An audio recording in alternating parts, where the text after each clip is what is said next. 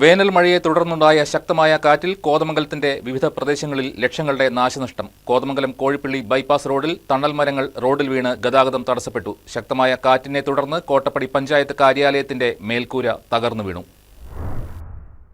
ഞായറാഴ്ച ഉച്ചതിരിഞ്ഞ് 4 മണിയോടെ കോതമംഗലത്തിന്റെ വിവിധ പ്രദേശങ്ങളിൽ അനുഭവപ്പെട്ട ശക്തമായ മഴയിലും കാറ്റിലും നിരവധി നാശനഷ്ടങ്ങളാണ് നേരിട്ടിരിക്കുന്നത്.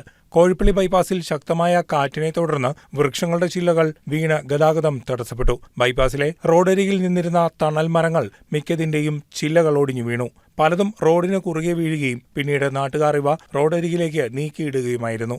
മരച്ചില്ലകൾ വീണ വൈദ്യുതി കമ്പികൾക്ക് കേട് സംഭവിച്ചു. പലയിടത്തും മണിക്കൂറുകളോളം വൈദ്യുതി മുടങ്ങി. കോട്ടപ്പടിയിൽ പഞ്ചായത്ത് കാര്യാലയത്തിനും കനത്ത നാശനഷ്ടം നേരിട്ടു.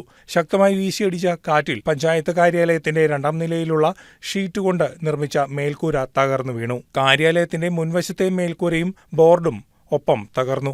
കൂടാതെ മഴവെള്ളം കയറി ഇവിടെ സൂക്ഷിച്ചിരുന്ന ഫയലുകളും മറ്റ് പ്രധാന രേഖകളും നശിച്ചു. ഇതേക്കുറിച്ച് പഞ്ചായത്ത് പ്രസിഡന്റ് ഉമേഷ് ഇങ്ങനെ വ്യക്തമാക്കുന്നു. കനത്ത കാറ്റും മഴയായിരുന്നു.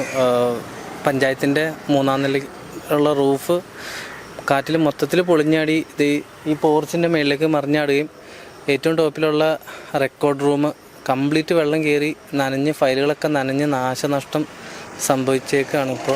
ഇവയ്ക്കും പുറമെ പല പ്രദേശങ്ങളിലും നാശനഷ്ടങ്ങളുണ്ടായി. വൈദ്യുതി തകരാറിലായെങ്കിലും വൈകിട്ട് 8 മണിയോടെ പലയിടത്തും വൈദ്യുതി ബന്ധം പുനഃസ്ഥാപിക്കപ്പെട്ടു.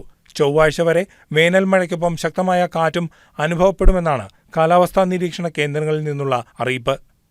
News desk KCV news.